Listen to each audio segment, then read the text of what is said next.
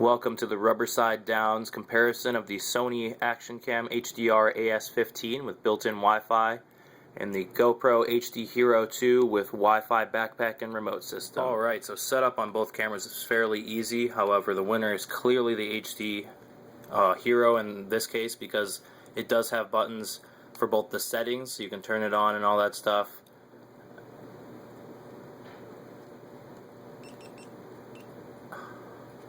As well as cycle through all the modes while it's still in its case and protected, which is really nice. I mean, especially if you're underwater or something like that, you can't change your modes while you're in the case with the Sony. The Sony, for example, you have to change any of the modes, you have to pull it out of its case.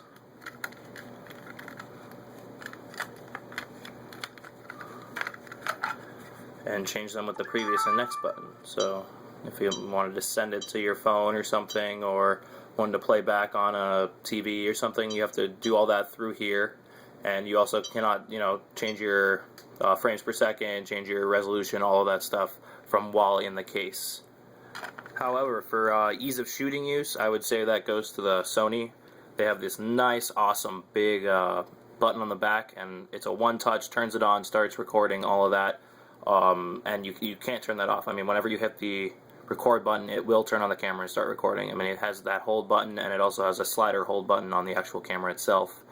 But it makes it really easy to start, stop your videos. You're never worried about it. The red light goes back on in there, and you instantly know it. The GoPro can be set up for a one-touch turn on and record, but from the factory, it does not come that way. And the buttons, they feel a little bit more vague compared to the Sony button is very positive. You feel it click and you know that you've hit it.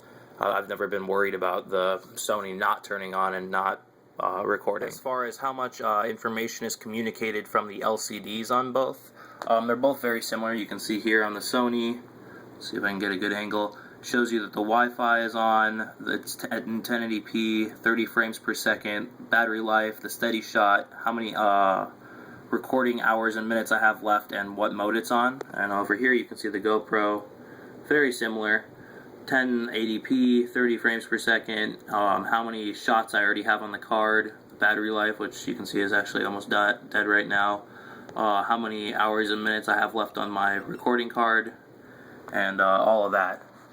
And you can see they both auto turn off at a certain point, and you can set that up in the settings.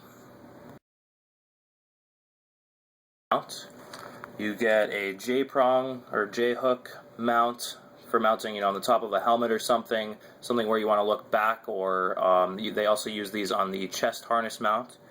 You get a long extension arm that's pivotable. You get a flat mount.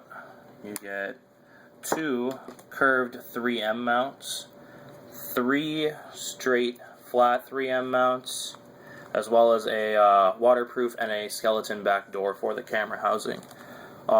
In addition to that, when you buy the Wi-Fi system, you get the Wi-Fi backpack, the remote, just right here, the kind of bracelet kind of thing for the remote, a little extension on the housings to make sure you get full range of motion, and then 2 back doors. You get the skeleton back door and the waterproof back door. As far as the Sony goes for mounting, you don't get much in the box. You just get the camera with the waterproof case and the tripod mounting hole in the bottom, as well as the adapter for the 2 sticky bases that come with it, a flat sticky base and a curved sticky base.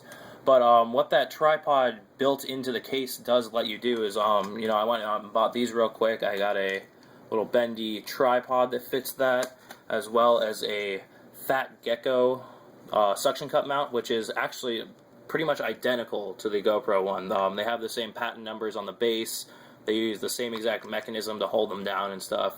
The only difference is that this one has a tripod screw at the top. As far as mounting the sticky bases themselves, I mean, they're both fairly identical. The Sony doesn't say 3M on it, but it's very similar tape. But you can see they require quite a bit more real estate. So if you've got that little flat spot that you're trying to put one on your bike or something, or your car, the Sony might not fit, and so you've got to plan around that and kind of figure it out. So in conclusion, let's go over our different categories that we went over. For setup, both the GoPro and the Sony are very easy to set up. The GoPro kind of gets a win in this category just because you can cycle through modes with the case without the Wi-Fi. But the Sony does have that very excellent record button, which is very positive and makes it really well known that you are recording. For mounting, again, GoPro kind of pulls ahead in that just strictly because they've been around for so long. I mean, you get a suction cup, you get all of those different sticky mounts, you get a bunch of different arms and stuff. I mean, you can get a GoPro, despite the size, pretty much into any space. The Sony is very easy. The tripod mount is excellent. It's awesome that it's included just right on the camera. The GoPro requires another purchase for that. So they're kind of tied in this category, I'd say. As far as video and audio quality goes, the Sony has actually a much better, at least in testing, camera sensor. It picks up a lot better light, picks up a lot better low light conditions than the HD.